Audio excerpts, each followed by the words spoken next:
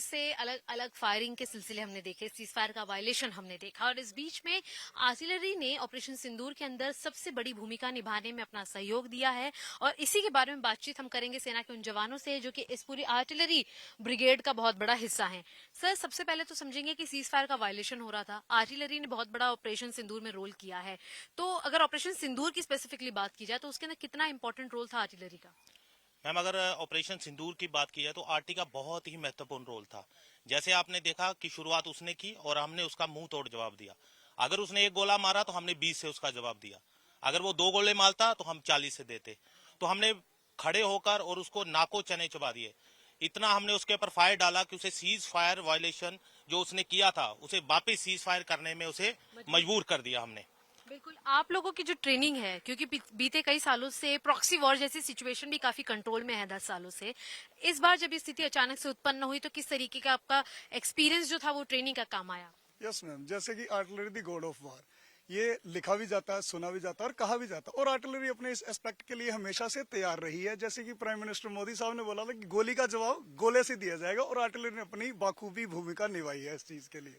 वो आप लोगों ने ऑन ग्राउंड भी देखा है, और आर्टिलरी उसके लिए हमेशा से तैयार रही और रहेगी। एलसी के बिल्कुल करीब अखनूर में हमने लगातार पाकिस्तानी सेना के उस वार को देखा है जिसे भारतीय सेना ने बकायदा समय के साथ ही निस्तानाबूद किया और एक बड़े संदेश को दिया।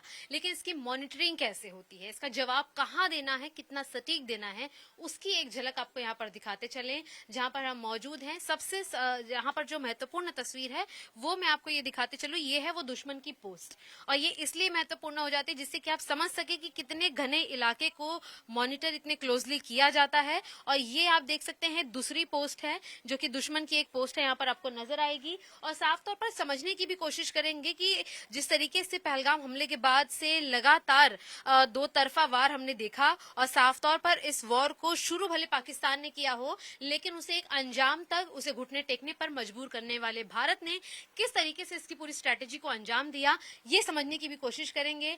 सर, सबसे इम्पोर्टेंट बात यह है कि पहलगाम हमला जो है उसे अभी भी कई इलाकों में डिस्कस किया जा रहा है। औरतों को जिंदा छोड़ा गया था मैसेज देने के लिए।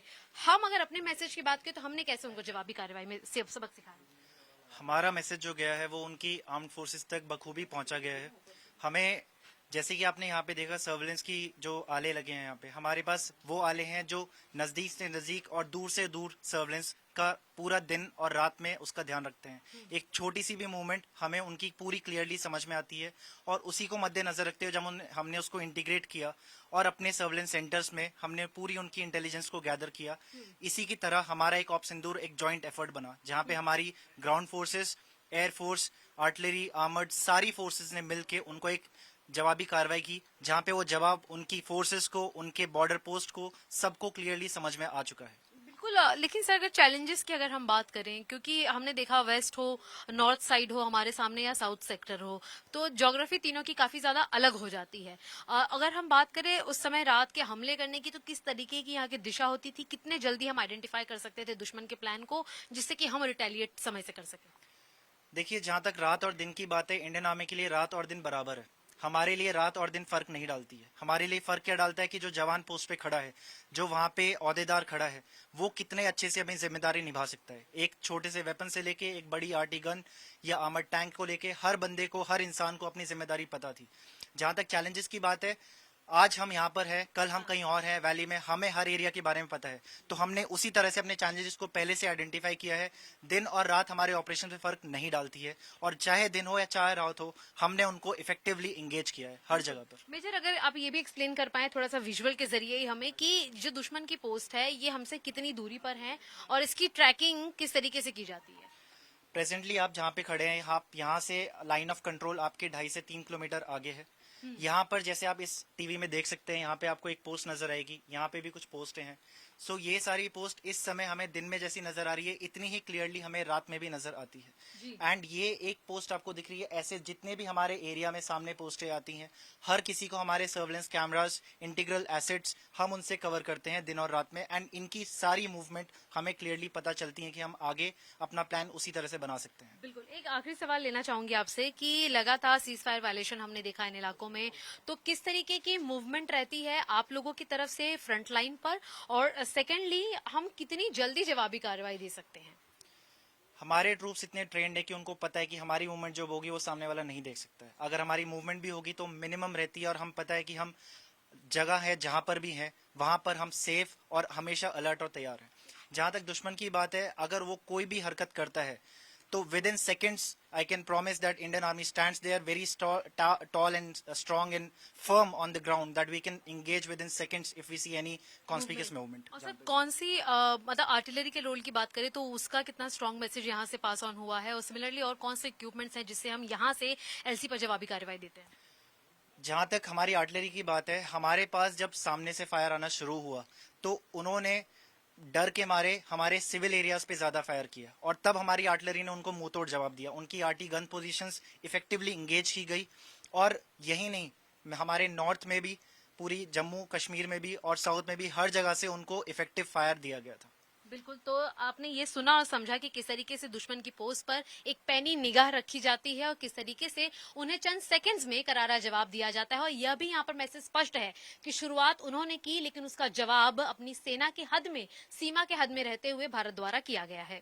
पीछे जो तस्वीरें आप देख पा रहे हैं ये है सरफेस टू एयर मिसाइल इगला की, और इसकी इम्पोर्टेंस पूरे सिंदूर ऑपरेशन में किस तरीके से रही है ये हमें समझना होगा, क्योंकि लगातार एयर डिफेंस सिस्टम की हम बातें करते आए हैं। इस पूरे सिस्टम के अंदर, इस पूरे ऑपरेशन के अंदर सबसे महत्वपूर्ण रोल एयर डिफेंस सिस्टम का रहा है। सर, अगर मैं पूरी एक्सप्लेनेशन समझूं कि ऑपरेशन सिंदूर में सबसे पहले कि किस तरीके से इसकी इंपॉर्टेंस रही है, क्या रोल रहा है? ऑपरेशन सिंदूर या चाहे कोई भी ऑपरेशन हो, जैसे कि हमें पता है आजकल हाइब्रिड वॉरफेयर हो गया है, और एक मैनपैड सिस्टम में ऐसी कैपेबिलिटी है कि वो किसी भी टेरेन में पहुंच के डिप्लॉय हो सकता है और अपने दुश्मन को सरप्राइज करके उसे डिस्ट्रॉय कर सकता है। तो ये कई ऐसी जगह थी जहां पे इस सिस्टम को डिप्लॉय किया गया ताकि दुश्मन का कोई भी इनकमिंग ड्रोन या एयरक्राफ्ट हमारी एलसी को पार करके हमारे हिंटरलैंड में जो भी पोटेंशियल टारगेट्स हैं उन तक ना पहुंच सके। बिल्कुल। और आपको जानकारी के लिए बताते चलें कि 600 से ज्यादा कई ऐसे ड्रोन्स थे जिसको निस्तानाबूद किया गया, न्यूट्रलाइज किया गया, साफ तौर पर एयर डिफेंस द्वारा चकमा दिया गया पाकिस्तान को। सर, अगर हम समझना चाहे, दिन और रात की स्थिति अलग होती है, हालांकि भारतीय सेना के लिए ऐसा कुछ भी नहीं है, लेकिन जब इसे टारगेट करना होता है तो हम एक समझना चाहेंगे कुछ क्षण में कि कितनी जल्दी ये पहुंच सकता है दुश्मन के पास और किस तरीके से इसे कमांड मिलती है। मैम, पीछे हमारा एक कमांड पोस्ट होता है आकाश तीर, वहाँ से हमको अर्ली वार्निंग मिलती है। बाकी दिन के लिए हम इस साइड से करते हैं, मगर रात के लिए ये साइड है, ये भी एयर सोर्स वाली है। अच्छा। इसलिए ये ऑल वेदर हो जाता है, फिर दिन रात कभी भी हम फायर कर सकते हैं। और हमको फायर करने के लिए मैक्सिमम 5 to 7 सेकंड चाहिए बस। बिल्कुल। हाँ, क्योंकि डायरेक्शन मालूम होता है, जैसे हमारे क्षेत्र में आया हम इससे लॉक ऑन करके लॉन्च कर देते हैं मिसाइल को। ठीक है। देखिए, 5 से 7 सेकंड जो इन्होंने बताया, उसलिए हम आपको ये भी समझाएं कि हम जहां मौजूद हैं यहां से पाकिस्तान की सीमाएं नजर आती हैं, बकायदा उनकी पोस्ट नजर आती हैं। यहां तक कि कई जगहों पर खुली आंखों से भी आप देख पाएंगे कि उनकी पोस्ट पर क्या हाल है, और इसीलिए जो तैनाती है वो बिल्कुल स्पष्ट है। T-72 अजय की तस्वीर आपको दिखाते चलें और इसकी तैनाती भी आपको समझ में आएगी कि किस तरीके से बॉर्डर के इलाकों में खास तौर पर इसकी जो महत्वपूर्ण स्थिति है वो दुश्मन को चकमा देने में तो काम आती ही है, साथ साथ ही बॉर्डर के इलाकों में दुश्मन कैसे अपने कदम को पीछे ले जाएगा ये भी इस पूरे इक्विपमेंट द्वारा तय किया जाता है। और आपको मैं इसकी तस्वीरों के साथ साथ इसको एक्सप्लेन भी करने के लिए भी हमारे साथ भारतीय सेना के जवान हैं, समझेंगे कि क्या कुछ इसके अंदर तकनीकी तौर पर अपग्रेड हुआ है। सर, ऑपरेशन सिंदूर के अंदर सबसे पहले मैं समझना चाहूंगी कि इसके अगर पूरे रोल को हम समझाना चाहें देशवासियों को तो कैसे समझाएंगे? मैम, ये अभी ये आप जहाँ खड़े हैं ये टैंक T-72 M1 अजय है।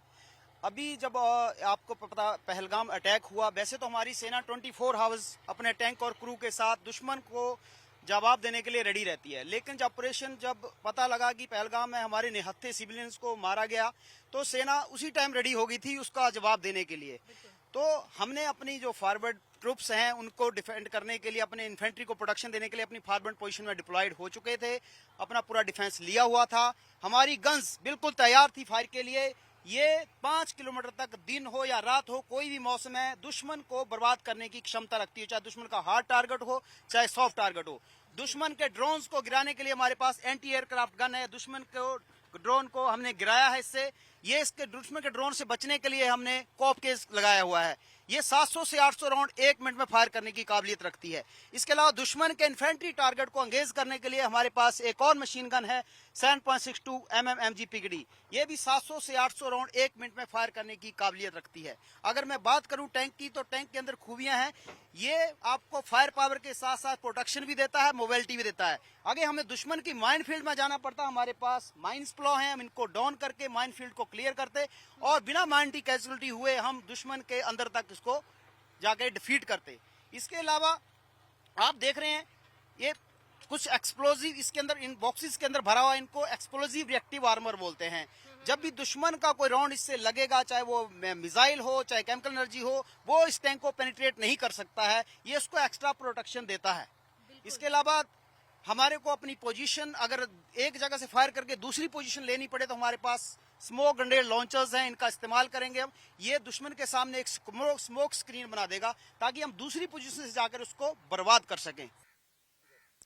सीज फायर का वायलेशन लगातार पाकिस्तान द्वारा, दुश्मन देश द्वारा किया जा रहा था। ऐसे में भारत की क्या तैयारी है, ये दिखाने के लिए एक गन पॉइंट की तस्वीर हम आपको दिखाते चलें और समझेंगे कि इस पूरे सीज फायर वायलेशन पर किस तरीके से ऑपरेशन सिंदूर के दरमियान काम किया गया है। सर, अगर हम इसे आसान भाषा में समझना चाहें तो इस पूरे गन पॉइंट से किस घातक कितना हम कर सकते हैं दुश्मन को, और किस रेंज में हम उन पर 1 मिनट या 2 मिनट के अंदर निशाना साध सकते हैं?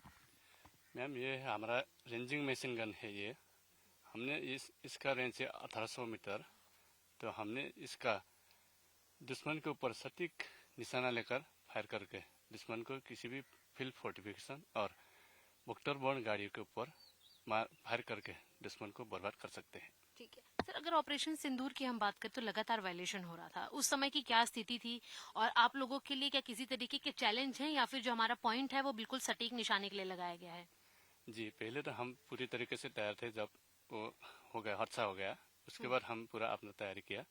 तो उसको तैयारी करने के बाद जब उन्होंने सीज फायर खोला तो हमने उसको बुरी तरीके से मुंहतोड़ जवाब दिया और उनका कई पोस्ट भी हमने बर्बाद किया। बिल्कुल, देखिए कई पोस्टें जो हैं वो बर्बाद की गई थी, साफ तौर पर इसकी तस्वीरें हमने दिखाई थी।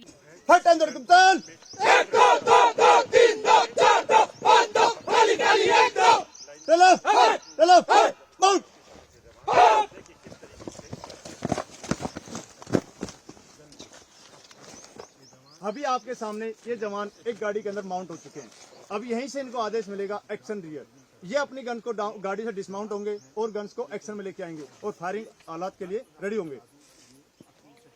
Action rear.